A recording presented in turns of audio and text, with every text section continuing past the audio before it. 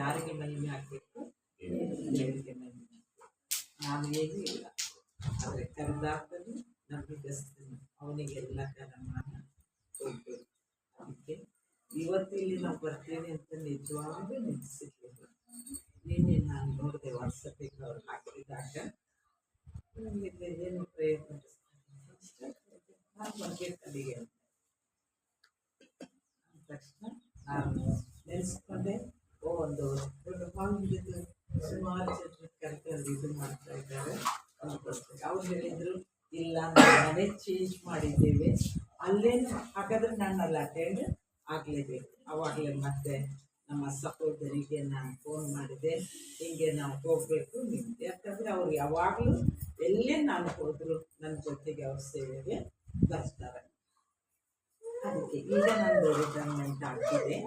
ನಾನು church pastor ಇದ್ದಾಗಿ ನಂದು ಮುಗೀತು. ನನಗೆ 68 ಮುಗೀತು, 69 ವರ್ಷ. ದೇವರು ತನ್ನ ಸೇವೆಯಲ್ಲಿ 68 ವರ್ಷ ನಡೆಸಿದ್ದಾನೆ. ಆದ್ರೆ ಇನ್ನೂ ನಡೆಸ್ತಾ ಇದ್ದಾನೆ. ದೇವರಿಗೆ ಸ್ತೋತ್ರ. ಕಾಲು ನಿಂತರೂ ಹೋಗಿ ಗಟ್ಟಿ ಇರಬೇಕು, ಹೇಳೋದಕ್ಕೆ ಶಕ್ತಿ ಬೇಕು, ಹೇಳುವ ಆತ್ಮಗಳನ್ನು ಎಬ್ಬಿಸಬೇಕು. ಮತ್ತು ಅನೇಕ ವಿಷಯದಲ್ಲಿ ನಾನು ಫಸ್ಟ್ ಟೈಮ್ ಅನಿಲ್ ಬ್ರದರ್ ನಮ್ಮ ಮನೆಗೆ ಬಂದಾಗ ನಾವು ಕೆಲವೊಂದು ಹಂಚಿಕೊಂಡ್ವಿ. ಭಾಳಷ್ಟು ರೀತಿಯಲ್ಲಿ ಜನರದ ಇದಾದಾಗ ಹಂಚಿಕೊಂಡಾಗ ಅವರು ನಾನು ಸೇರಿ ಅವರು ನನ್ನನ್ನು ಸಂತೈಸಿದ್ರು. ಮತ್ತು ಇಬ್ಬರು ನಾವು ದೇವರಲ್ಲಿ ಪ್ರಾರ್ಥನೆ ಮಾಡಿದ್ವಿ. ದೇವರ ಅದ್ಭುತಗಳನ್ನಲ್ಲಿ ಮಾಡೋದು. ಆವಾಗಲೇ ನಾನು ಅಂದ್ಕೊಂಡೆ, ಈ ಮಗ ನನ್ನ ದೇವರು ಆಯ್ದುಕೊಂಡಿದ್ದಾನೆ, ಆತನಿಗೆ ನಾನೇನಾಗಿರಬೇಕು, ಒಂದು ರೀತಿಯಲ್ಲಿ ಆತ್ಮೀಯವಾಗಿ ತಾಯಿ ಅದೆಲ್ಲಿರಬೇಕು ಅಂತ ಹೇಳಿ ಆವಾಗ ನಾನು ತೀರ್ಮಾನ ಮಾಡಿಕೊಂಡು ಎಲ್ಲ ವಿಷಯದಲ್ಲಿ, ನಮ್ಮ ಚರ್ಚಿನ ವಿಷಯದಲ್ಲಿ ಮತ್ತು ನಮ್ಮ VBS ವಿಷಯದಲ್ಲಿ ಎಲ್ಲದಕ್ಕೂ ತುಂಬ ಸಹಾಯ ಮಾಡಿದ್ದಾರೆ. ನಮ್ಮ ಮಗಳನ್ನು ಸಹ ಕರ್ಕೊಂಡು ಬಂದು, ನಮ್ಮ ಟೀಚರ್ಸ್ನ ಕರ್ಕೊಂಡು ಹೋಗಿ ಎಲ್ಲ ವಿಷಯದಲ್ಲಿ ಕೊಡೋದು, ಪ್ರತಿಯೊಂದರಲ್ಲಿ ಸಹಾಯ ಮಾಡಿದ್ದಾರೆ. ದೇವರಿಗೆ ಸ್ತೋತ್ರ. ನಿಮ್ಮೆಲ್ಲರಿಗೂ ಕರ್ತನ ನಾಮದಲ್ಲಿ ನಾನು ವಂದಿಸ್ತೇನೆ. ದೇವರು ನಿಮ್ಮೆಲ್ಲರನ್ನ ಆಶೀರ್ವಾದ ಮಾಡಲಿ. ಆಸಕ್ತಿಯಿಂದ ಯಾವಾಗ ನೀವು ಬರ್ತೀರೋ ಆಶೀರ್ವಾದವನ್ನು ಕೊಡ್ತೀವಿ. ಆಸಕ್ತಿಯಿಂದ ನಾವು ಯಾವಾಗ ಬರೋದಿಲ್ವೋ ನಾವು ಆಶೀರ್ವಾದವನ್ನು ಕೊಡೋದಕ್ಕೆ ಆಗೋದಿಲ್ಲ. ನಿಮ್ಮಲ್ಲಿರುವಂಥ ಆಸಕ್ತಿ ಅದು ದೇವರಿಗೆ ಏನಾಗಿರಬೇಕು, ಮಹಿಮೆ ಅಂತ. ಎಲ್ಲೋ ನಾವು ಹೋಗಿ ಕುತ್ಕೊಂಡು ಏನೋ ಒಂದು ಇದನ್ನು ನಾವು ಮಾಡ್ತಾ ಇಲ್ಲ. ಇವತ್ತು ದೇವರನ್ನ ನಾವು ಮಹಿಮೆ ಪಡಿಸುವುದಕ್ಕಾಗಿ ನಾವು ಬರ್ತಿದ್ದೇವೆ. ಯಾಕೆ ಮಹಿಮೆ ಪಡಿಸೋದಕ್ಕೆ? ದೇವರನ್ನ ನಾವು ನೋಡಿದ್ದೀರಾ? ಯಾರಾದರೂ ದೇವರನ್ನ ನೋಡಿದ್ದೀರಾ? ಇಲ್ಲ. ಆದರೂ ನೀವು ಮಹಿಮೆ ಪಡಿಸೋದಕ್ಕೆ ಬಂದಿರಿ. ಕಾರಣ ಏನು? ನಿಮ್ಮಲ್ಲಿರುವ ನಂಬಿಕೆ. ನಿಮ್ಮಲ್ಲಿರುವ ಆ ನಂಬಿಕೆ ಏನಾಗಬಾರ್ದು, ಎಂದಿಗೂ ಬಿಟ್ಟು ಹೋಗಬಾರ್ದು. ಅನೇಕ ಬರ್ತವೆ, ಆದರೆ ನಂಬಿಕೆ ಏನಾಗಬಾರ್ದು, ಬಿಟ್ಟು ಹೋಗಬಾರ್ದು. ಕೆಲವು ಸಾರಿ ಮನೆಯಾಗ ಮಕ್ಕಳೇ ಮಾತು ಕೇಳೋದಿಲ್ಲ. ಪ್ರೇಯರ್ ಕುತ್ಕೊಂಡ್ರೆ ಕುತ್ಕೊಳ್ಳೋಲ್ಲ. ನನ್ನಿಂದ ಹಿಡ್ಕೊಂಡು, ನನ್ನ ಮಗಳಿಂದ ಹಿಡ್ಕೊಂಡು, ನಿಮ್ಮ ಮಕ್ಕಳಿಂದ ಹಿಡ್ಕೊಂಡು ಕುತ್ಕೊಳ್ರಿ. ಇದೇ ಅವ್ರಿಗೇನಾಗಿರ್ತದೆ, ದಿನಾಲು ಬಿರಿಯಾನಿ ತಿಂದು ಸಾಕಾಗಿ ಹೋಗಿರ್ತದೆ. ಆದರೆ ಅದರ ರುಚಿ ಪ್ರತಿದಿನ ಹೇಗೆ ಬದಲಾವಣೆ ಆಗ್ತದೆ ಅನ್ನೋದನ್ನು ನಾವು ಕಂಡಿದ್ದೀವಿ. ನಾವು ಯಾಕೆ ಊಟ ಮಾಡ್ತೀವಿ? ಪ್ರತಿದಿನ ಊಟ ಮಾಡ್ತೀವಿ. ಯಾಕೆ ಮಾಡ್ತೀವಿ? ಯಾಕೆ ನಾವು ಮಾಡ್ತೀವಿ? ನಮಗೆ ಹಸಿವೆ ಆಗೋದ್ರಿಂದ ನಾವು ಮಾಡ್ತೀವಿ. ನಮಗೆ ಹಸಿವೆ ಆಗದಿದ್ರೆ ನಾವು ಮಾಡ್ತೀವ? ಬೇಡ ರೀ, ನಮ್ಗೆ ಹೊಟ್ಟೆ ತುಂಬೈತಿ, ಬೇಡ ಅಂತೇಳಿ. ಕೆಲವು ಸಾರಿ ದುರಾಸೆಯಿಂದ ಇರಲಿ, ರುಚಿ ನೋಡೋಣ ಅಂತ ತಿಂದರೂ ಅದು ನಮಗೇನಾಗಲ್ಲ, ಜೀರ್ಣ ಆಗಲ್ಲ. ಇಲ್ಲಿವರೆಗೆ ಆಯಿತು, ತ್ರಾಸಾಯಿತು ಅಂತ ಹೇಳ್ತೀವಿ.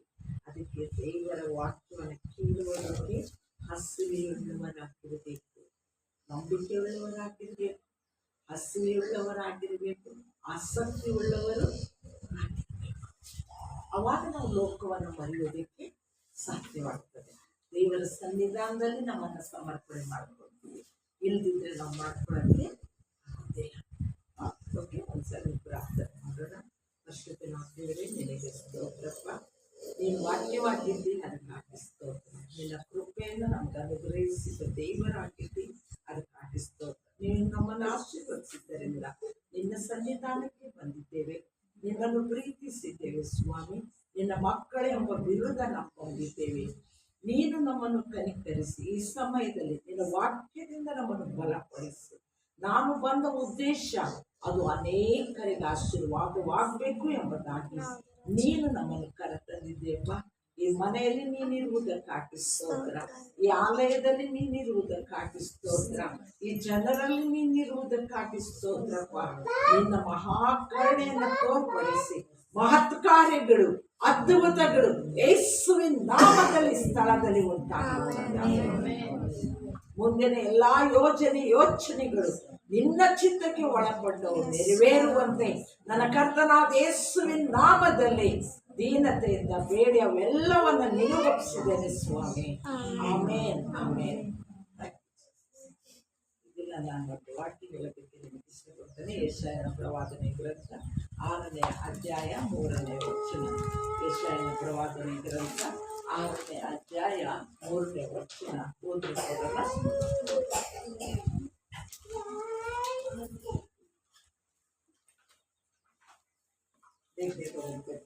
ಆಗ ಒಬ್ಬನು ಮತ್ತೊಬ್ಬನಿಗೆ, ಸೇನಾಧೀಶ್ವರನಾದ ಯೆಹೋವನು ಪರಿಶುದ್ಧನು ಪರಿಶುದ್ಧನು ಪರಿಶುದ್ಧನು, ಭೂಮಂಡಲವೆಲ್ಲ ಆತನ ಪ್ರಭಾವದಿಂದ ತುಂಬಿದೆ ಎಂದು ಕೂಗಿ ಹೇಳಿದನು.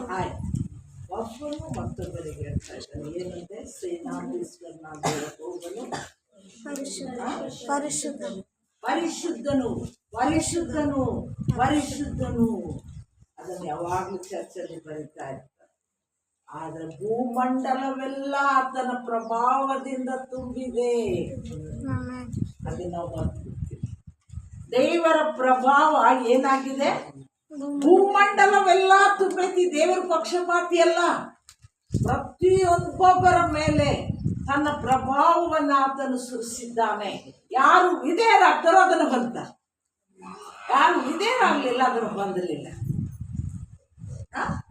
ಯೆಶಾಯನು ಹೋದಾಗ, ಪ್ರವಾದಿಯಾದ ಯೆಶಾಯನು ಹೋದಾಗ ಅವನಿನ್ನೂ ಪ್ರವಾದಿ ಆಗಿರ್ಲಿಲ್ಲ.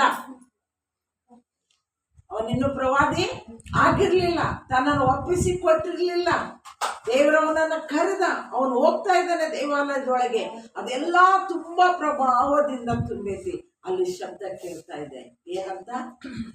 ಸೇನಾಧೀಶ್ವರನಾದ ಯೆಹೋವನು ಪರಿಶುದ್ಧನು ಪರಿಶುದ್ಧನು ಪರಿಶುದ್ಧನು. ನೋಡ್ರಿ, 3 ಸಾರಿ ಅಲ್ಲಿ ಹೇಳ್ತಾರೆ. Listen it listen it listen it. ನಾವು ಕೆಲಸ ಹೇಳ್ತಾ ಇರ್ತೀವಿ, ಕೇಳಿಲ್ಲಿ ಅಂತ ಹೇಳಿ. ಆ ಒಂದು ವಿಷಯದಲ್ಲಿ ಆತನಿಗೆ ಆ ಶಬ್ದ ಕೇಳುವಾಗ ಆತನ ಪ್ರಭಾವವನ್ನು ನೋಡ್ತಾರೆ. ಮುಂದೆ 5ನೇ ವಚನ ಮತ್ತು 6ನೇ ವಚನದಲ್ಲಿ ನೋಡ್ರಿ. ಆಗ ನಾನು, ಅಯ್ಯೋ ನನ್ನ ಗತಿಯನ್ನು ಏನು ಹೇಳಲಿ? ಆಗ ನಾನು ನನ್ನ ಗತಿಯನ್ನು ಏನು ಹೇಳಲಿ? ನಾಶವಾದೆನಲ್ಲ ನಾನು ಹೊಲಸು ತುಟಿಯವನು. ನಾನು ಯಾರು? ಹೊಲಸು ತುಟಿಯವನು. ಹೊಲಸು ತುಟಿಯವನು, ಹೊಲಸು ತುಟಿಯವರ ಮಧ್ಯದಲ್ಲಿ ವಾಸಿಸುವನು. ನಾವೆಲ್ಲರೂ ಯಾರು? ಅಲ್ಲ, ನಾವೇನೆಲ್ಲ ಹೇಳ್ತೀವಿ, ನಮ್ಮನ್ನು ಕೊಚ್ಚಿಕೊಳ್ತೀವಿ, ಆದ್ರೆ ನಮ್ಮ ತುಟಿನೇ ಏನಾಗೈತಿ? ಹೊಲಸು ತುಟಿ. ಏನು ಹೋಗತ್ತ ಸಾಯಿ ಅಂತೀವಿ. ಇದೇನು ದರಿದ್ರ ಗಂಟು ಬಿತ್ತು ನಮಗಂತೀವಿ. ಕೆಲವು ಸಾರಿ ಏನಾದ್ರೂ ಹೇಳ್ಕೊಡೇನ ಸಾಕಾತಪ್ಪ ಇವ್ರಿಗೋಸ್ಕರ ಅಂತೀವಿ. ಒಳ್ಳೆಯದನ್ನ ಬಯಸೋದಿಲ್ಲ, ಒಳ್ಳೆಯದನ್ನ ಹಾರೈಸೋದಿಲ್ಲ, ಒಳ್ಳೆಯದರ ವಿಷಯದಲ್ಲಿ ಯೋಚಿಸೋದಿಲ್ಲ. ನನ್ನಿಂದ ಪ್ರತಿಯೊಬ್ಬರು ನಮ್ಮ ಸಿಟ್ಟುಗಳು ನಾವೇನು ಮಾಡ್ತೀವಿ? ಶಪಿಸ್ತೀವಿ, ಬೈತೀವಿ, ಆಶೀರ್ವಾದ ಇಲ್ಲ ಪದಾರ್ಥಿ ಹೇಳ್ತೇವೆ. ಕಾರಣ ಏನು? ನಾವು ಹೊಲಸು ತುಟಿಗಳು. ಅದಕ್ಕೆ ಏನಾಯ್ತಂತಲ್ಲಿ, ಕಂಡಸದಲ್ಲಿರುವ ಕೆಂಡವನ್ನು ತೆಗೆದುಕೊಂಡು ಅವನ ಬಾಯಿಯನ್ನು ಗುರುತಿಸಲು ಅದು ಏನಾಗ್ತಾ ಇದೆ? ಶುದ್ಧವಾಗ್ತಾ ಇದೆ. ಪರಿಶುದ್ಧಾತ್ಮನು ನಮ್ಮನ್ನು ಮುಟ್ಟುವಾಗ ನಾವು ಶುದ್ಧರಾಗ್ತೇವೆ.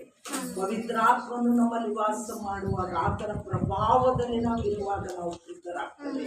ನಮ್ಮ ಬಾಯಿಯಿಂದ ಬರುತ್ತೆ ಒಳ್ಳೇದು ಏನಾಗ್ತೈತೆ ಅವಾಗ ಬರ್ತೈತಿ, ಪರಿಶುದ್ಧವಾದದ್ದು ಬರ್ತೈತಿ, ದೇವರ ಕೊಂಡಾಟ ಉಂಟಾಗ್ತೈತಿ, ದೇವರಿಗೆ ಸ್ತೋತ್ರ. ಇಲ್ಲ ಅಂತ ಹೇಳಿದ್ರೆ ದೇವರು ನಮ್ಮ ಬಾಯಿಯನ್ನ ಮುಟ್ಟಿ ಶುದ್ಧಿಸಿದ ಹೊರತು ನಮ್ಮ ಬಾಯಿಯಿಂದ ಶುದ್ಧವಾದದ್ದು ಬರುವುದಕ್ಕೆ ಸಾಧ್ಯವಿಲ್ಲ. ಆಗ ಆತನು ಒಂದು ಅರಿಕೆ ಮಾಡ್ತಾ ಇದ್ದಾನೆ, ನಾನಿದ್ದೇನೆ, ನನ್ನನ್ನು ಕಳಿಸು. ನಾನಿದ್ದೇನೆ, ನನ್ನನ್ನು ಕಳುಹಿಸು. ನೋಡಿ, ಒಪ್ಪಿಸಿಕೊಡ್ತಾ ಇದ್ದಾನೆ.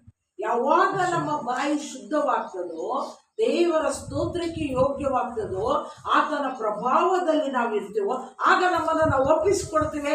God, I am with here, send me. ನಾನಿಲ್ಲಿದ್ದೇನೆ ಸ್ವಾಮಿ, ನನ್ನನ್ನು ಕಳಿಸು. ಎಲ್ಲಿ ಕಳಿಸ್ಬೇಕು? ಯೆಶಾಯನ ಪ್ರವಾದನೆ ಗ್ರಂಥ 61ನೇ ಅಧ್ಯಾಯ 60ನೇ ಅಧ್ಯಾಯ ಮತ್ತು 1ನೇ ವಚನದಿಂದ ಓದಿ. ಏಳು ಪ್ರಕಾಶಿಸು, ನಿನಗೆ ಬೆಳಕು ಬಂತು. ದೇವರ ಬೆಳಕು ಬಂದಾಗ ಯೆಹೋವನ ತೇಜಸ್ಸು ನಿನ್ನ ಮೇಲೆ ಉದಯಿಸಿದೆ. ದೇವರ ತೇಜಸ್ಸು, ನೀನು ಶುದ್ಧನಾದಾಗ, ನಿನ್ನನ್ನು ಒಪ್ಪಿಸಿಕೊಟ್ಟಾಗ ನಿನಗೇನು ಉಂಟಾಗ್ತದಂತೆ?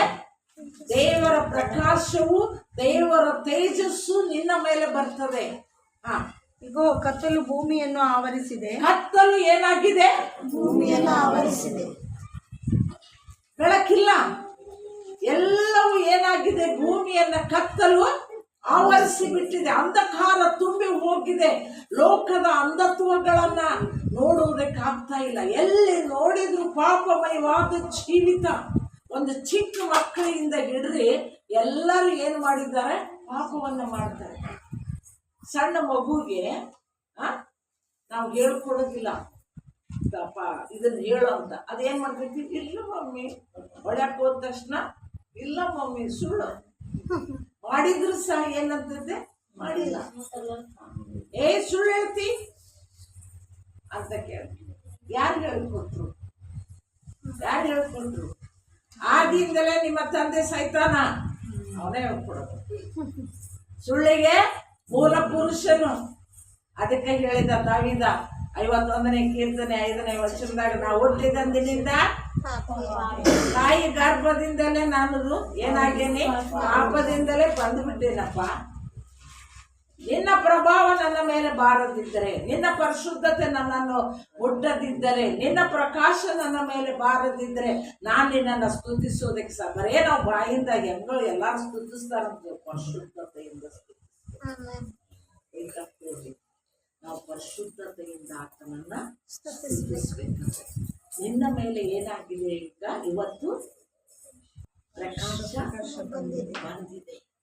ಮೂಲ ಎಲ್ಲ ಕಡೆ ಕತ್ತಲಿದೆ. ನೀನು ಕತ್ತಲು ನೋಡ್ಬೇಕು ಅಂತಲ್ಲ, ನೀನ್ ಬೆಳಕಾಗ್ಬೇಕು ಎಂಬುದಾಗಿ ನಿನ್ನನ್ನ ಹೆಸರಿಡಿದು ಕರೆದ ದೇವರು ಇವತ್ತು ನಿನ್ನನ್ನು ಆಯ್ದುಕೊಂಡು ನಿನ್ನ ಮೇಲೆ ತನ್ನ ಪ್ರಕಾಶವನ್ನ ಇಟ್ಟಿದ್ದಾನೆ. ಇವತ್ತು ನನ್ನ ಮೇಲೆ ಏನ್ ಮಾಡಿದ ದೇವರು? ತನ್ನ ಪ್ರಕಾಶವನ್ನ. ಅಯ್ಯೋ, ನಾನು ಈ ರೀತಿ ಮಾಡ್ತಿದ್ನಲ್ಲ, ಸಾಯಂಕಾಲ ಹೋಗಿ ಕುಡಿದು ಸ್ವಲ್ಪ ಮಕ್ಕೊಡ್ತಿದ್ನಲ್ಲ, ಯಾರು ಬಂದ್ರೆ ಚಲೋ ದಗಾಸವನ್ನ ಹಾಕ್ಬೇಕಂತಿದ್ನಲ್ಲ. ಹೌದು, ನಿನ್ನ ಮೇಲೆನೆ ನನ್ನ ಪ್ರಕಾಶ ಕಳಿಸ್ತಿದ್ದೇನೆ. ಯಾಕೆ? ನಾನು ನಿನ್ನನ್ನು ಪ್ರೀತಿ. ಆ ಪ್ರೀತಿ ಲೋಕದ ಪ್ರೀತಿ ಅಲ್ಲ, ಸ್ವಲ್ಪ ಹೊತ್ತಿದ್ದು ಹೋಗುವಂತ ಪ್ರೀತಿ ಅಲ್ಲ, ಅದು ಶಾಶ್ವತವಾದ ಪ್ರೀತಿ.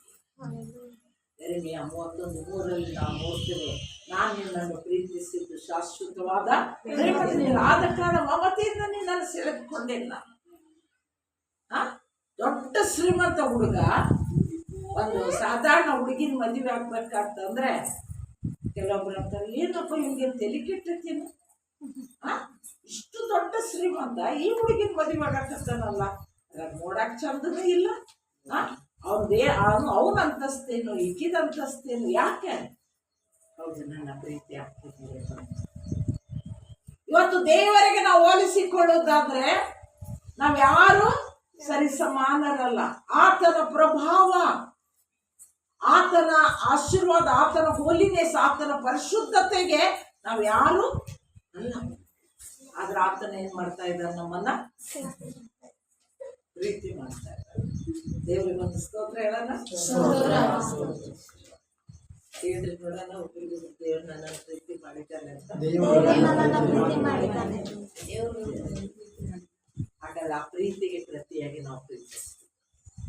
ಆ ಪ್ರೀತಿಗೆ ಪ್ರತಿಯಾಗಿ ನಾವು ಪ್ರೀತಿಸಿದ್ರೆ ಕಳ್ಕೊಂತೀವಿ. ಮತ್ತೆ ಎಲ್ಲಿಗೆ ಹೋಗ್ತೀವಿ? ಲೋಕದ ಕತ್ತಲೆಗೆ. ನಮ್ಮ ಮೇಲೆ ಬಂದು ಬೆಳಕನ್ನ ನಾವು ಕಾಪಾಡಿಕೊಳ್ಬೇಕು. ಮುಂದೆ ಓದು ಮಾತನ್ನ 60ನೇ ಅಧ್ಯಾಯ 2ನೇ ವಚನ. ಇಗೋ, ಹಾ ಕತ್ತಲು ಭೂಮಿಯನ್ನು ಆವರಿಸಿದೆ, ಹಾ ಕಾರ್ಗತ್ತಲು ಜನಾಂಗಗಳನ್ನು ಆ ಕಾರ್ಗತ್ತಲು ಜನಾಂಗವನ್ನ ಮುತ್ತಿದೆ.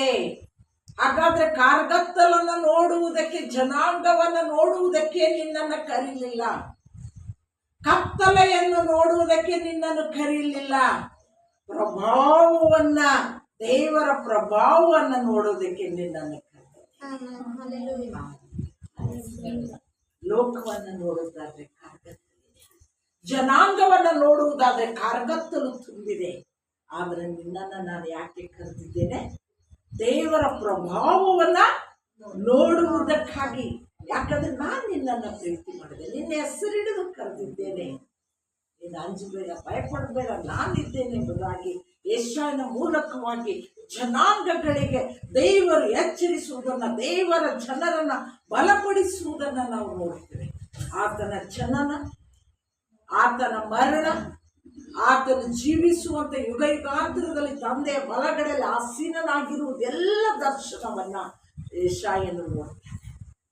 ಅಂತ ದೊಡ್ಡ ಪ್ರವಾದಿ ದೇವರ ಪ್ರಭಾವವನ್ನು ನೋಡುವಾಗ ಇವತ್ತು ನಮ್ಮನ್ನ ಒಬ್ಬೊಬ್ಬರು ಆತನ ಪ್ರಭಾವದ ಹೆಸರಿಗೆ ತಕ್ಕ ರೀತಿಯಲ್ಲಿ ನಡೆಯುವುದಕ್ಕೆ ಹಾಗಾದರೆ ಈ ಬೆಳಕು ನನ್ನ ಪಾಪವನ್ನು ನಿವಾರಣೆ ಮಾಡದ ಹೊರತು ನನ್ನಲ್ಲಿ ಬರ್ತಾ ಇರಲಿಲ್ಲ.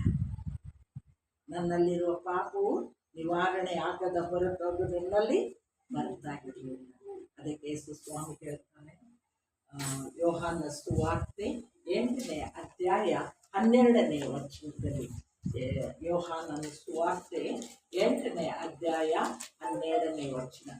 ಯೇಸು ತಿರುಗಿ ಅವರ ಸಂಗಡ ಮಾತನಾಡಲಾರಂಭಿಸಿ, ನಾನೇ ಲೋಕಕ್ಕೆ ಬೆಳಕು, ನನ್ನನ್ನು ಅನುಸರಿಸುವವನು ಕತ್ತಲೆಯಲ್ಲಿ ನಡೆಯದೆ ಜೀವ ಕೊಡುವ ಬೆಳಕನ್ನು ಹೊಂದಿದವನಾಗಿದ್ದಾನೆ. That is the promise of Jesus Christ. ಅದು ದೇವರ ಒಂದು ವಾಗ್ದಾನ. ಯಾರು ನಂಬುತ್ತಾರೋ ಅವರಿನ್ನ ಲೋಕದ ಅಂಧಕಾರದಲ್ಲಿ ಅವರು ನಡೆಯುವುದಿಲ್ಲ, ಜನಾಂಗಗಳ ಅಂಧಕಾರದಲ್ಲಿ ಅವರು ಪ್ರತ್ಯೇಕಿಸಲ್ಪಟ್ಟು ಆ ಬೆಳಕನ್ನ ಹೊಂದಿದ್ದಾರೆ. ಹಾಗಾದ್ರೆ ಆ ಬೆಳಕನ್ನ ನಾವು ಹೊಂದಬೇಕಾದರೆ ಫಿಲಿಪ್ಪದವರಿಗೆ ಬರೆದ ಪತ್ರ 2ನೇ ಅಧ್ಯಾಯ 12ನೇ ವಚನ. ಬೇಗ ಓದ್ಬೇಕು, ಓದ್ಲಿಲ್ಲ ಅಂದ್ರೆ ನಾ ಹೇಳ್ಬೇಕಾಗ್ತದೆ. ಫಿಲಿಪ್ಪಲ್ಲಿ 2, ಹೀಗಿರುವಲ್ಲಿ ನನ್ನ ಪ್ರಿಯರೇ ನೀವು ನನ್ನ ಮಾತನ್ನು ಯಾವಾಗಲೂ ಕೇಳಿದಂತೆ ಈಗಲೂ ಕೇಳಬೇಕು. ನಾನು ನಿಮ್ಮಲ್ಲಿರುವಾಗ ಮಾತ್ರವಲ್ಲದೆ ನಾನು ಇಲ್ಲದಿರುವಾಗಲೂ ಬಹು ಹೆಚ್ಚಾಗಿ, ನಾನು ಇದ್ದಾಗೂ ಸಹಿ ಇಲ್ಲದಿದ್ದ ಪೌಲ್ ಹೇಳ್ತಾ ಇದ್ದಾನೆ ಫಿಲಿಪ್ಪಿ ಸಭೆಗೆ, ಮನೋಭೀತಿಯಿಂದ ನಡುಗುವವರಾಗಿ ನಿಮ್ಮ ರಕ್ಷಣೆಯನ್ನು ನೀವು ಸಾಧಿಸಿಕೊಳ್ಳದಿದ್ದರೆ ಆ ಅಂಧಕಾರದಿಂದ ನಿಮಗೆ ಬಿಡುಗಡೆ ಇಲ್ಲ. ನಿಮ್ಮ ರಕ್ಷಣೆಯನ್ನು, ಬೇರೆಯವರಲ್ಲ. ಅವ್ರು ಹೋಗ್ತಾರ ಬರ್ತಾರ, ಅವ್ರು ಇನ್ನೂ ರಕ್ಷಣೆ ಹೊಂದಿಲ್ಲ ಅಂದ್ರೆ ಯಾವ ಪ್ರಯೋಜನ? ಬೆಳಕು ನಿಮ್ಮಲ್ಲಿ ಬರುವುದಕ್ಕೆ ಸಾಧ್ಯ ಇಲ್ಲ. ಹಾಗಾದ್ರೆ ಆ ಬೆಳಕು ನಿನ್ನಲ್ಲಿ ಕಾರ್ಯ ಮಾಡಬೇಕಾದ್ರೆ ಮನೋಭೀತಿಯಿಂದ ನಡುಗುವವರಾಗಿ ನಮ್ಮ ರಕ್ಷಣೆಯನ್ನು ನಾವು ಸಾಧಿಸಿಕೊಳ್ಳಬೇಕು. ಇವತ್ತು ನೋಡ್ರಿ, ಹೊಟ್ಟೆ ಹಸ್ತೈತಿ ಅಂದ್ರೆ ಏನಾದ್ರೂ ಹುಡುಕಿ ತಿಂತೀವಿ, ಹೌದಿಲ್ರಿ? ಹೊಟ್ಟೆ ಹಸ್ತೈತಿ ಅಂದ್ರೆ ಏನಾದ್ರೂ ಹುಡುಕಿ ತಿಂತೀವಿ. ಇಲ್ಲಾಂದ್ರೆ ಎಲ್ಲರೂ ಹೋದ್ರೆ ಏನ ಸಿಗ್ತತೆ ನೋಡೋಣ, ಇಲ್ಲಿ ತಿನ್ನೋನು. ಯಾಕೆ? ಅಲ್ಲೇ ಗುರ್ರ ನಾರ್ತೈತೆ ಅದು ಹೊಟ್ಟಿ, ಗುರ್ರ ನಾರ್ತೈತಿ. ಒಬ್ಬ ಅಜ್ಜಿ ಇದ್ಲಂತೆ, ಅಕ್ಕಿ ಹೋದ್ಲು, ನೋಡಿ ದಾರ ಹೊಂಟಿದ್ಲು, ಹೋಗೋ ಮುಂದ ನೋಡಿದ್ ದ್ರಾಕ್ಷಿ ತೋಟ ಇತ್ತು. ಬಾ, ಎಷ್ಟು ಚಂದ ದ್ರಾಕ್ಷಿ ತೋಟ ಐತೆ ಅಂತ ಹೋಗಿ, ಅಯ್ಯ ನನಗೊಂದು ದ್ರಾಕ್ಷಿ ಹಣ್ಣು ಕೊಡಯ್ಯ ಅಂತ ಕೇಳಿದ್ಲು. ಕೇಳಿದ ತಕ್ಷಣ ಅವನಂದ, ಇದೈತೆ ಏನು ತಂದಿಯಮ್ಮ ಅಂತ ಕೇಳಿದ. ಇವನ್ ನನಗೇನು ಮಾಡ್ತಾನೆ ನೀವ, ಒಂದು ಕೊಡೋದಿಲ್ಲ ಜಾಸ್ತಿನ ಕೊಡ್ತಾನಂತ ಓಡಿದ್ಲು. ಏನ್ ಮಾಡಿದ್ಲು? ಈಗ ನೋಡ್ರಿ, ನಾನೇ ಹಿಂಗೆ ನಿಂತೀನಿ, ಬಸ್ ಬಂದೈತಿ ಅಂದ ತಕ್ಷಣ ಇವ್ರ ಮುಂದೆ ನಾನು ಮುಂದೆ ಓಡೋಗ್ತೀವಿ. ಯಾಕಂದ್ರೆ ಆ ಬಸ್ ಹೋಗ್ಬಿಟ್ರೆ ಮತ್ತೆ ಬರೋದ್ರಿಂದ ಭಾಳ ಹೌದು. ಯಾಕೆ? ಅದು ಬೇಕು ನನಗೆ ಅಂತ. ಅದು ಓಡಿದ್ದು ಮನೆಗೆ ಹೋಗ್ಲಿಲ್ಲ. ಮನೆಗೆ ಹೋಗಿ ಒಂದು ಪುಟ್ಟಿ ತಗೊಂಡು ಬಂದಿ. ತಗೊಂಡು ಬಂದ ತಕ್ಷಣ ಅವನು ಅದನ್ನು ತಗೊಂಡು ಹೋದ ಹೋದ. ಹೋಗಿ ನೋಡಿದ್ಲು, ಕಾಗ್ಲು. ಅವನಿಗೇನು ಬೇಕಾಗಿತ್ತು? ಹಣ್ಣಕ್ಕ ಈಗೇನು ಮಾಡಿರ್ಲಿಲ್ಲ, ಪುಟ್ಟಿ ಕೊಟ್ಟು ಎಂತ ಮನುಷ್ಯ ಅಲ್ಲ ರೀ, ಎಂತ ಮನುಷ್ಯ ಅಲ್ಲ ಪಾಪ. ಆಕೆ ತಿಳ್ಕೊಂಡಿದ್ಲೇನು ಹಣ್ಣು ಕೊಡ್ತಾರ ನನಗೆ, ಆದ್ರೆ ಅವನಿಗೇನ್ ಬೇಕಾಗಿತ್ತು? ಹೋಗ್ದ ಇಲ್ಲೇ ಕಾಯ್ಕೊಂಡು ನಿಂತು ಪಾಪ. ನಿಂತು ಎಷ್ಟು ಹೊತ್ತಾತ, ಅವನೇನ್ ಮಾಡ್ಲಿಲ್ಲ, ಅವರಿಗೆ ಬರ್ಲಿಲ್ಲ. ಆಮೇಲೆ ಆಯ್ತು ಬಿಡು, ಮತ್ತೇನ್ ಮಾಡೋದು, ಅವನಿಗೆ ಪುಟ್ಟಿ ಬೇಕಾಗಿತ್ತೇನೋ. ಅದಕ್ಕೆ ನನಗೇನ್ ಮಾಡಿದ, ಅವನು ಹಣ್ಣಿಂದು ರುಚಿ ತೋರಿಸಿದ ಅಂತೇಳಿ ಏನ್ ಮಾಡಿದ್ಲು, ವಾಪಸ್ ಹೋಗ್ತಾ ಇದ್ಲು. ಅಲ್ಲಿವರೆಗೆ ಓದ್ಲು. ಆಯ್ತು, ಅಮ್ಮ ಹೋಗ್ಬೇಡ ಮುಂದೆಪ್ಪ. ಮತ್ತೆ ನನ್ ಕರಿತಾ ಇದ್ದಾನಲ್ಲ ಅಂತ ಅವಾಗ ಏನದ್ರಲ್ಲಿ ಆಗ ಅವನು ಹೇಳಿದ, ಇದರಲ್ಲಿ ಒಂದು ತರದ ಹಣ್ಣಿಲ್ಲ, ನನ್ನಲ್ಲಿ ಬೆಳೆದ ಎಲ್ಲಾ ತರದ ಹಣ್ಣುಗಳನ್ನ ನಿನಗೆ ಕೊಟ್ಟೆ. ನೀನು ಒಂದು ಹಣ್ಣನ್ನು ತಗೊಂಡು ತಿನ್ಲಿಲ್ಲ, ನಾನು ಕೊಡುವವರೆಗೆ ನೀರು ತಗೊಂಡು ತಿನ್ಲಿಲ್ಲ, ನನಗೆ ಮೋಸ ಮಾಡಲಿಲ್ಲ. ನಾನು ಕೊಡುವವರೆಗೆ ನೀನು ಕಾದಿ ತಡವಾದ ಕಾರಣ ಹೋಗ್ತಾ ಇದ್ದೀನಿ. ಆದರೆ ನಿನಗೆ ನಾನು ಎಲ್ಲಾ ತರದ ರುಚಿಕರವಾದ ಬೇರೆ ಬೇರೆ ತರದ ಹಣ್ಣುಗಳು, ನೀನು ಎಷ್ಟು ದಿನ ಆದ್ರೆ ಇವನ್ನ ತಿನ್ನಬಹುದಮ್ಮ, ಇವನ್ನ ಕೊಡುವಂತ. ಇವತ್ತು ನಾವು ಕರ್ತನ ಸನ್ನಿಧಾನದಲ್ಲಿ ಯಥಾರ್ಥ ಹೃದಯದಿಂದ ನಮ್ಮನ್ನು ಒಪ್ಪಿಸಿಕೊಟ್ಟು ಭರವಸೆಯಿಂದ ನಮ್ಮನ್ನ ಅರ್ಪಿಸಿ ಪುಟ್ಟಿಯನ್ನ ಕೊಡ್ತೀವಿ. ಹಾಕೋದಕ್ಕೆ ಕೊಡ್ಬೇಕು ನಮ್ಮನ್ನ. ಆತನ ಏನ್ ಮಾಡ್ತಾನಂತೆ, ಫಲಭರಿತವಾಗಿ ನಮ್ಮನ್ನ ತೃಪ್ತಿಪಡಿಸ್ತಾನಂತೆ. ಅದು ಒಂದಲ್ಲ, ಎಲ್ಲಾ ತರಹದ ರೀತಿಯಲ್ಲಿ ನಮ್ಮನ್ನ ಆತನ ಏನ್ ಮಾಡ್ತಾನೆ. ಅದಕ್ಕೆ ಮನೋಭೀತಿಯಿಂದ ನಡುಗೂಡ ನಾವು ನಮ್ಮ ರಕ್ಷಣೆಯನ್ನ ಸಾಧಿಸಿಕೊಂಡಾಗ ಅದು ಕೊಡ್ತಾನೆ. ಆ ಸಾಧಿಸಿಕೊಂಡ ಮೇಲೆ ನಾವು ಏನ್ ಮಾಡ್ಬೇಕು?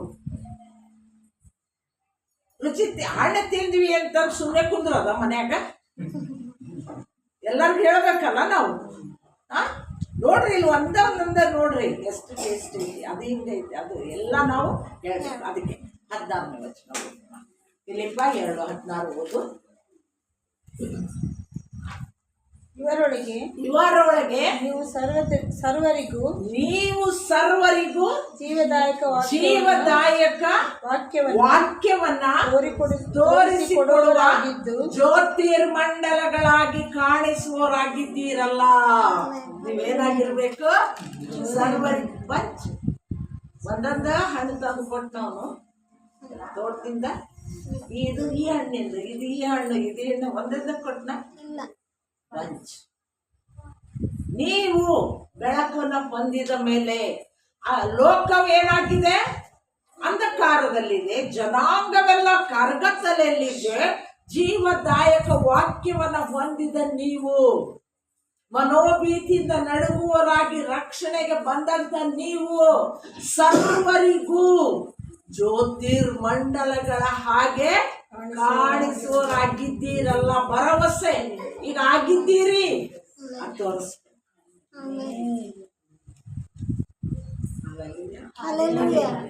ನೀವು ತೋರಿಸ್ತೀರ?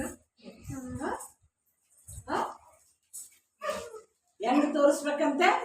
ಜ್ಯೋತಿ ಮಂಡಲಗಳಾಗಿ ತೋರಿಸ್ಬೇಕು. ಯಾವುದನ್ನ ತೋರಿಸ್ಬೇಕು? ಜೀವದಾಯಕ ವಾಕ್ಯ. ಯಾಕಂದ್ರೆ ಆ ವಾಕ್ಯವೇ ಏನಾಗಿದೆ? ಬೆಳಕಾಗಿ ಲೋಕಕ್ಕೆ ಬಂದಿದೆ.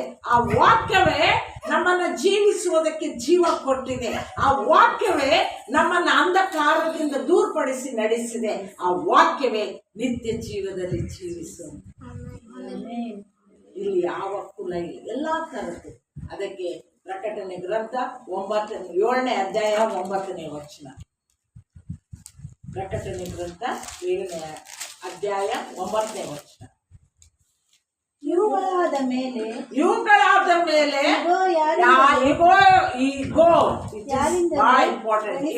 ಯಾರಿಂದಲೂ ಎಣಿಸಲಾಗದ ಮಹಾ ಸಮೂಹವು ಸಿಂಹಾಸನದ ಮುಂದೆಯೂ ಸಿಂಹಾಸನದ ಮುಂದೆಯೂ ಎಲ್ಲೇ ಸಿಂಹಾಸನದ ಮುಂದೆಯೂ ಪ್ರಧಾನ ಮಂತ್ರಿ ಮುಂದಲ್ಲ, ಯಾರ ಮುಂದಲ್ಲ, ಚೀಫ್ ಮಿನಿಸ್ಟರ್ ಮುಂದಲ್ಲ, ಈ ಲೋಕದ ಸುಳ್ಳು ಎಷ್ಟುದ್ದ ಸುಳ್ಳು ಹೇಳಿ ಆಶ್ವಾಸನೆ ಕೊಡ್ತಾರಲ್ಲ ಅಂತ ದುಷ್ಟ ಚಂದ್ರ ಮುಂದಲ್ಲ. ಯಾರ ಮುಂದೆ? ನನ್ನನ್ನು ನಿನ್ನನ್ನು ಕತ್ತಲೊಳಗಿಂದ ಕರೆದು ಬೆಳಕನ್ನ ತೋರ್ಪಡಿಸಿ ಸತ್ಯದ ಮಾರ್ಗದಲ್ಲಿ ನಡೆಸಿ ಸಾಕ್ಷಿಯಾಗಿ ನಿಲ್ಲಿಸಿದ ಆತನ ಮುಂದೆ. ನೋಡ್ರಿ, ಓದಮ್ಮ. ಯಜ್ಞದ ಕುರಿಯಾತನ ಮುಂದೆಯೂ ಯಜ್ಞದ ಕುರಿಯಾದಾತನ ಮುಂದೆಯೂ ನಿಂತಿರುವುದನ್ನು ಕಂಡೆನು. ಯಾರು ಹೇಳ್ತಾ ಇದಾರ? ಯೋಹಾನ ಹೇಳ್ತಾ ಇದ್ದಾನೆ. ಓಕೆ. ಅವರು ಸಕಲ ಜನಾಂಗ ಅವ್ರು ಯಾರಂತೆ? ಸಕಲ ಜನಾಂಗದವರು, ಕುಲ ಭಾಷೆಯವರು, ವರ್ಣದವರು ಆಗಿದ್ದಾರೆ.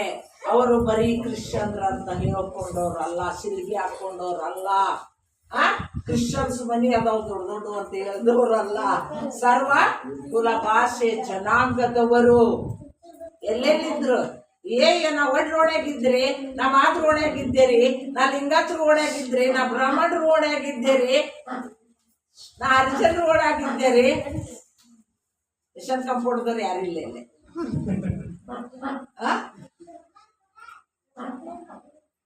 ಹೋಗಿ ಎಲ್ಲಾ ಪ್ರವಾಸಿ ಜನಾಂಗದವರನ್ನ ಏನ್ ಮಾಡಿದಾರ ದೇವರು?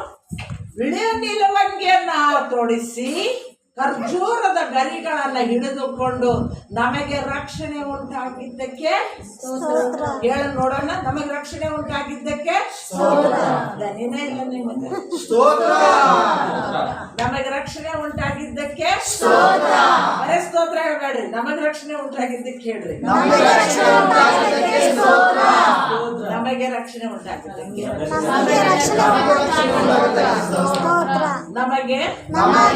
ರಕ್ಷಣೆ ರಕ್ಷಣೆ ಉಂಟಾಗಿದ್ದಕ್ಕೆ ಸ್ತೋತ್ರ.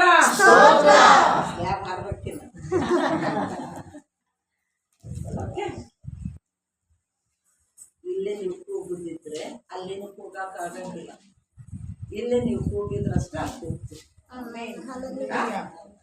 ಖರ್ಜೂರದ ಗರಿಗಳನ್ನು ಹಿಡಿದುಕೊಂಡು ಬಿಳು ನಿಲುವಂಗಿಯ ನೀತಿ ವಸ್ತ್ರವನ್ನು ಧರಿಸಿಕೊಂಡು ಯಜ್ಞದ ಕುರಿ ಆದಾತನ ಮುಂದೆ ಸದಾಕಾಲ ಆನಂದಿಸಿದ್ದ ಆತನಿಗೆ ಸ್ತೋತ್ರ ಕೇಳುವ ವಾಕ್ಯವನ್ನ ಇವತ್ತು ದೇವರು ನಮಗೆ ದೊಡ್ಡ ಮನೆ ಕೊಡ್ತೇನೆ, ನಿನಗೆ ಅಲ್ಲೊಂದು ಚರ್ಚ್ ಕಟ್ಟ ಕೊಡ್ತೇನೆ, ಇಲ್ಲೊಂದು ಚರ್ಚ್ ಕಟ್ಟ ಕೊಡ್ತೇನೆ, ಇಷ್ಟೊಂದು ಜನರನ್ನ ಇಡ್ತೇನೆ ಅಂತ. ನಾನು ದೊಡ್ಡ ಸಭೆಗೆ ಹೋಗಿ ಪ್ರಸಂಗ ಮಾಡಿದ್ದೀನಿ. ಮೇಯರ್ ಚರ್ಚ್ನಲ್ಲಿ ಮಾಡಿದ್ದೇನೆ, ಇಂಗ್ಲಿಷ್ ಚರ್ಚಲ್ಲಿ ಮಾಡಿದ್ದೇನೆ, ಸೆಂಟ್ ಪೀಟರ್ ಚರ್ಚ್ನಲ್ಲಿ ಮಾಡಿದ್ದೇನೆ, ಸೆಂಟ್ ಪೀಟರ್ ಜುಬ್ಲಿ ಚರ್ಚ್ನಾಗ ಮಾಡಿದ್ದೇನೆ. ಎಲ್ಲ ಹುಬ್ಳಿಯಲ್ಲಿ ಎಷ್ಟು ಚರ್ಚ್ ಇದಾವ, ಉಣಕಲ್ ಚರ್ಚ್ನಲ್ಲಿ ಮಾಡಿದೆ, ಎಲ್ಲ ಚರ್ಚ್ನಲ್ಲಿ ನಾನು ಪ್ರಸಂಗ ಮಾಡಿದ್ದೇನೆ. ಆದರೆ ದೇವರು ನಮ್ಮನ್ನು ಕೂಡಿಸುವಾಗ ದೊಡ್ಡ ಸಭೆ ನೋಡಿಲ್ಲ, ಅಲ್ಲಿ ದೇವರ ವಾಕ್ಯವನ್ನು ಕೇಳಿದ ದೈವ ಜನರನ್ನ ದೇವರು ನೋಡ್ತಾರೆ. ಮೀನು ಇಷ್ಟೊಂದು ಸಿಕ್ಕು ಅಂತಂದ್ರೆ ಅದ್ರ ಚಲೋ ಮೀನು ಯಾವುದವು? ನನಗಿಷ್ಟ ಇರೋ ಮೀನು ಯಾವುದವು? ದೇವರು ಅದು ನೀವಾಗಿದ್ದೀರಿ. ಅದೇನಾಗಿದ್ದೀರಿ? ನೀವಾಗಿದ್ದೀರಿ. ಅದು ಬೇಕಿದ್ದೀರಿ. ಇವತ್ತು ನಾನು ಆ ಬೆಳಕನ್ನು ನಾನು ಕೊಟ್ಟಿದ್ದೀನಿ. ಆ ಬೆಳಕನ್ನು ತೆಗೆಯುವುದಕ್ಕೆ ಸೈತಾನಿಗೆ ಏನಿಲ್ಲ, ಅಧಿಕಾರ. ಯಾಕಂದ್ರೆ ಆತನ ಸ್ಥಳ ಅಂಧಕಾರ ಸ್ಥಳ, ಅದು ನನ್ನ ಕರ್ತನ ಸ್ಥಳ, ಸದಾಕಾಲ ಬೆಳಕಿರುವಂತ ಆಶೀರ್ವಾದದ ಸ್ಥಳ. ಅದಕ್ಕೆ ನನ್ನನ್ನು ಕರೆದಿದ್ದಾನೆ. ನಾನು ಆತನಿಗೋಸ್ಕರ ಸಿದ್ಧಮಾಡಿ ಆತನ ಪ್ರಭಾವವನ್ನು ಹೊಂದಿದ ನಾವು ಇನ್ನು ಸುಮ್ಮನೆ ಇರುವಂಥದ್ದಲ್ಲ, ಆತನ ಪ್ರಭಾವದ ಆಶೀರ್ವಾದದಲ್ಲಿ ಆನಂದಿಸಬೇಕು, ಅನೇಕರಿಗೆ ತಿಳಿಸ್ಬೇಕು, ಅದನ್ನು ಹೊಂದಿಕೊಳ್ಳುವವರನ್ನ ಬಲಪಡಿಸ್ಬೇಕು. ಅದು ನನ್ನ ಪ್ರಯಾಸ. ಯಾಕಂದ್ರೆ ನಾವು ಎಷ್ಟು ದಿನ ಇಲ್ಲಿ ಇರ್ತೀವೋ ಗೊತ್ತಿಲ್ಲ. ಇವತ್ತು ನಾನು ಮನೆ ಮುಟ್ತೇನೆ ಇಲ್ಲೂ ಗೊತ್ತಿಲ್ಲ. ಬಟ್ ನಾನು ಹೇಳಿದಂಥ ವಾಕ್ಯ ನನ್ನ ಕರ್ತನ ಮಹಿಮೆ ಯಾವಾಗಲೂ ನನ್ನೊಟ್ಟಿಗೆ ಇರ್ತದೆ. ಅದಕ್ಕೆ ನಾನು ಬದುಕುವುದಾದ್ರೆ ಕ್ರಿಸ್ತನೇ, ಸಾಯುವುದಾದ್ರೆ ಮೇಲು ಎಂಬುದಾಗಿ ಅಪೊಸ್ತಲನಾದ ಪೌಲ ಹೇಳ್ತಾನೆ. ಕ್ರಿಸ್ತನೆಲ್ಲ ಮೇಲು, ಸಾಯುವುದಾದ್ರೆ ಮೇಲು. ಸಾಕು ಲೋಕದ ಕಷ್ಟ ತೀರ್ತು, ನನ್ನ ಕರ್ತನಲ್ಲಿ ನಾನು ಸಿದ್ಧವಾಗಿದ್ದೇನೆ. ಅದು ನನ್ನ ಒಂದು ಇದಾಗಿರ್ಬೇಕು. ನಿಮ್ಮೆಲ್ಲರ ಒಂದು ಪ್ರಾರ್ಥನೆಯಲ್ಲಿ ಹೆಚ್ಚಾಗುತ್ತೆ. ಬಲ ಹೊಂದಲಿ, ಅನೇಕನ ಎಬ್ಬಿಸ್ರಿ, ಅಂಧಕಾರದಿಂದ ಎಬ್ಬಿಸ್ರಿ, ಪ್ರಭಾವ ನೋಡ್ರಿ. ಲೋಕವೆಲ್ಲ ಅವನ ಪ್ರಭಾವದಿಂದ ತುಂಬಿದೆ, ಆದರೆ ಹೊಂದಿಕೊಳ್ಳದ ಅನೇಕ ಜನರಿದ್ದಾರೆ. ಆತನ ರಾಜ್ಯ ಅಂತ್ಯ ದಿನದಲ್ಲಿ ಸ್ಥಾಪಿತವಾಗಿದೆ. ಅರ್ಮಕದೋನ್ ಸ್ಥಳದಲ್ಲಿ ಏನಾಗಿದೆ? ಆತನ ರಾಜ್ಯ 1000 ವರ್ಷ ಸ್ಥಾಪಿತವಾಗಲಿದೆ. ಯುಫ್ರೇಟಿಸ್ ನದಿಯ ಹಿಂದಾಗಲಿ. ಯುಫ್ರೇಟಿಸ್ ನದಿ ಇಷ್ಟ ಆಗಿ ಹೋಯ್ತು. ಪ್ರಕಟಣೆ ಗ್ರಂಥ 16ರಲ್ಲಿ ಅದು ಬರ್ತುವಂಥ ಸಮಯ ಇಷ್ಟೇ ಆಗಿದೆ. ಈಗ ಯುಫ್ರೇಟಿಸ್ ನದಿ ಮುಗಾಕುವಂಥ ಅಂತ್ಯಕಾಲ. ಇನ್ನು ಎಷ್ಟು ದಿನ ನಾವು ಬರೀ ಕೇಳುವ ದೇವರ ವಾಕ್ಯ ಒಂದೊಂದು ಅದು ಸುಳ್ಳಾಗಲಿಲ್ಲ. ಪ್ರತಿಯೊಂದೊಂದನ್ನು ಆತ ನಿದರ್ಶನವಾಗಿತ್ತು, ನಮ್ಮನ್ನು ಎಚ್ಚರಿಸಿ ನಡೆಸ್ತಾ ಇದ್ದಾನೆ. ಆದ ಕಾರಣ ನಮ್ಮ ಸಿದ್ಧತೆಯಲ್ಲಿ ಆತನ ಆಶೀರ್ವಾದ, ಆತ್ಮನ ಸಹಾಯ ನಮಗೆ ಬಹಳ ಅವಶ್ಯವಾಗಿದೆ. ನಾವು ಒಬ್ಬಂಟಿಗರಾಗಿಲ್ಲ, ನಮ್ಮೊಟ್ಟಿಗೆ ಸದಾಕಾಲ ಸಹಾಯಕನೇ ಯಾರಿದ್ದಾನೆ? ಪವಿತ್ರಾತ್ಮನಿದ್ದಾನೆ. ಯೋಹಾನ ಸುವಾರ್ತೆ 14ನೇ ಅಧ್ಯಾಯ 15ನೇ ವಚನ. ಆ ಸತ್ಯದ ಆತ್ಮನು ಸದಾಕಾಲ ನಿಮಗೆ ಸಹಾಯಕನಾಗಿರುವನು. ನಾವಂತೀವಿ ನಮ್ಮ ಸಹಾಯಕರು ಯಾರಿಲ್ಲಲ್ಲ ಅಂತ ಕೇಳ್ತೀವಿ. ಈಗ ಹೋಗ್ಬೇಕಾದ್ರೆ ಯಾರದಾರಪ್ಪ ನಮ್ಮನ್ನು ನೋಡ್ಕೊಳ್ಳೋರು? ಮತ್ತೆ ನೋಡ್ಕೊಳ್ಳುವ ಆತನು ನನ್ನೊಟ್ಟಿಗೆ ಸದಾಕಾಲ ಆತನು ಸಹಾಯಕನಾಗಿದ್ದಾನೆ. ನೋಡ್ರಿ, ಬರೀ ನೀನು ಹಿಂಗೆ ಮಾಡಿ ಹಂಗೆ ಮಾಡಂತ ಕೈಬಿಡು ಮಾಡೋಕ್ಕಷ್ಟೇ ಇಲ್ಲ. ಆತನು ಹೇಗಿದ್ದಾನೆ? ಸಹಾಯಕನಾಗಿದ್ದಾನೆ. ಹೆಂಡತಿನೂ ಹಂಗೆ ಮಾಡಂಗಿಲ್ಲ, ಗಂಡನೂ ಹಂಗೆ ಮಾಡಂಗಿಲ್ಲ, ಮಕ್ಕಳು ಮಾಡಂಗಿಲ್ಲ. ಆದ್ರೆ ಆ ಸಹಾಯಕನ ಏನು ಮಾಡ್ತಾನಂತೆ? ಯಾವಾಗಲೂ ನಮ್ಮೊಟ್ಟಿಗೆ ಎಷ್ಟು ದೇವರಿಗೆ ನಾವು ಪ್ರೀತಿ ಆತನ ಇದನ್ನು ಕೊಂಡಾಡಬೇಕು. ಹೌದಿಲ್ಲ? ಅಲ್ಲ, ಎಷ್ಟು ಕೊಂಡಾಡಬೇಕು, ಎಷ್ಟು ಪ್ರೀತಿಸ್ಬೇಕು. ಆ ರೀತಿಯಲ್ಲಿ ದೇವರು ನಮಗೆ ಸಹಾಯ ಮಾಡಿದ್ದಾರೆ. ನಮಗೆ ಆತನ ಪ್ರೀತಿಯಲ್ಲಿ ಒಂದಾದಂಥದ್ದು ಆತನಿಗೋಸ್ಕರವಾಗಿ ಸಿದ್ಧರಾಗ್ತೀವಿ. ಆತನ ಮೇಲೆ ಆನಂದಿಸ್ತೀವಿ. ಆತನ ಬರೋಣದಲ್ಲಿ ನಾವೆಲ್ಲರೂ ಒಟ್ಟಾಗಿ ಆತನ ಎದುರುಗೊಳ್ಳಬೇಕು.